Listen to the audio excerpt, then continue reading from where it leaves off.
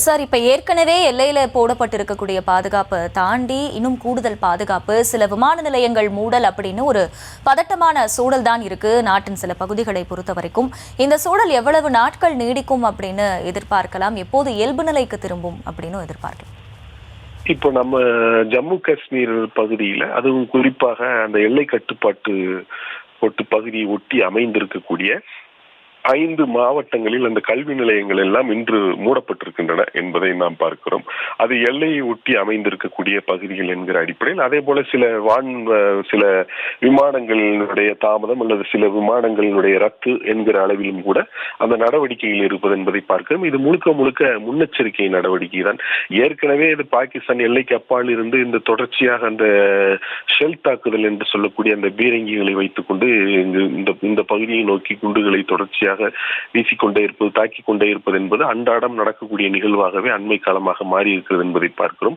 அதனாலெல்லாம் கூட இந்த எல்லை மாவட்டங்களில் ஏற்கனவே பாதிப்புகள் இருக்கக்கூடிய, சில நேரங்களில் பொதுமக்கள் காயமடையக்கூடிய சூழல்களும் கூட நேரிடுகின்றன என்பதை நாம் பார்க்கிறோம். இப்பொழுது முழுக்க முழுக்க அந்த முன்னெச்சரிக்கை, கண்காணிப்பு, கட்டுப்பாடு என்பது அந்த எல்லையை ஒட்டி அமைந்திருக்கக்கூடிய பகுதிகளில் தான் இருக்கிறது.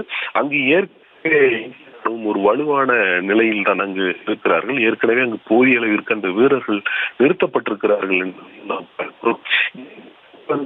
ஏற்கனவே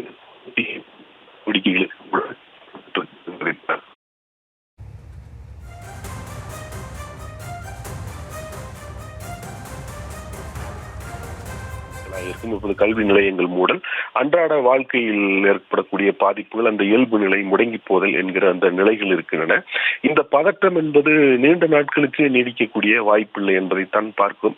ஏனெனில் இப்பொழுது இந்த இந்தியா தாக்குதல் நடத்தியதன் பிறகு உலக அரங்கில் பல்வேறு நாடுகள் இந்தியாவிற்கு தங்களது ஆதரவு குரலை அவர்கள் தெரிவித்திருக்கிறார்கள். அதே நேரத்தில் இந்த சண்டை முற்றிவிடாமல் தடுப்பதற்கான அந்த நடவடிக்கைகள் எடுக்கப்படும் என்பதையும் அவர்கள் சூசகமாகவும் தெரிவித்திருக்கிறார்கள் என்பதை பார்க்கிறோம். அந்த அடிப்படையில் பின்னணியில் பேச்சுவார்த்தை என்பது நடைபெற்றுக் கொண்டுதான் இருக்கும். இந்த இரு நாடுகளில் இடையேயான அந்த மோதல் என்பது முற்றிவிடக்கூடாது. அந்த பதற்றத்தை தணிப்பதற்கான அந்த எல்லா நடவடிக்கைகளும் இப்பொழுதே உலக அரங்கிலும் தொடங்கி இருக்கும். அது நமக்கு வெளிப்படையாக சொல்லப்படாவிட்டாலும் கூட அந்த நடவடிக்கைகள் தொடங்கி இருக்கும் என்பதை பார்க்கிறோம். குறிப்பாக அமெரிக்காவினுடைய வெளியுறவுத்துறையை பொறுத்தவரையில் அந்த நிலைமையை உன்னிப்பாக கவனித்து வருகிறோம் என்று அவர்கள் சொல்லியிருக்கிறார்கள். ட்ரம்ப் கூட இந்த சண்டை அல்லது இந்த மோதல் என்பது விரைவில் முடிவுக்கு வரும் என்பதை அவர் தெரிவித்திருக்கிறார் என்பதை நாம் பார்க்கிறோம்.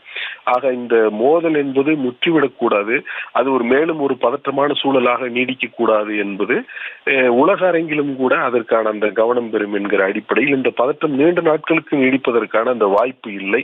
அடுத்த கட்டமாக பாகிஸ்தான் என்ன செய்ய போகிறது என்கிற ஒரு மிக முக்கியமான கேள்வியை சுற்றித்தான் இந்த இதற்கு அவர்கள் பதிலடியாக என்ன செய்வார்கள், அல்லது அவர்களால் என்ன செய்ய முடியும், அல்லது என்ன செய்யக்கூடும், அப்படி ஏதேனும் அவர்கள் செய்தால் அது எப்படி தடுக்கப்படும் என்கிற அந்த அடிப்படையில் தான் இருக்கிறது. ஏனெனில் பாகிஸ்தானை பொறுத்தவரையில் அவர்கள் இதை ஒரு அரசியலாக பார்ப்பதற்கான வாய்ப்புகள் தான் அதிகம் இருக்கிறது.